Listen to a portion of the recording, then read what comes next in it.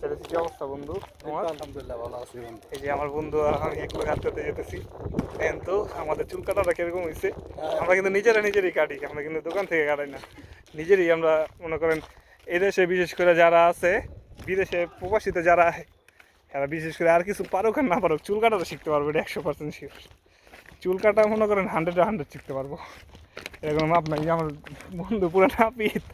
বাংলাদেশে যে চিন্তা করছি, বাংলাদেশে যে দুজনে যে চুলে সেলুন দিই মোর মায়ের বাপ, কত টিকটকাররা তো চুলে সেলুন দিতেছে, আমরা যে চুলে সেলুন দিলাম আর কি করবো, ইনশাআল্লাহ করার কিছু নাই। তো যে দেখেন নিজেরা চুল কাটছি, তাও আবার সব মিশিংয়ের মাধ্যমে, কোনো খুঁট টুর কিচ্ছু লাগে না। এই যে দেখেন আজকে একটা কাটছি, দুজনে মিলে ঝিলিয়ে কাটছি, ওও কাটছে, আমি ওকে একটা দিচ্ছি কিছু, আর এই যে আমার দেন একটা দিচ্ছি। বিদেশে এলে আর কিছু শিখেন না, শিখেন বাবুর্চিগিরি শিখবেন আর চুল কাটা শিখবেন, এটা শিখবেন, এটা কনফার্ম, এটা মাপ নাই। বিদেশে এলে চুল কাটার বাবুর্চিগিরি শিখতে হইব। কারণ ভাই বাংলাদেশে 100-150 টাকা চুল কাটছেন, এদেশে 1000-1200 টাকা করে চুল কাটতে হইব।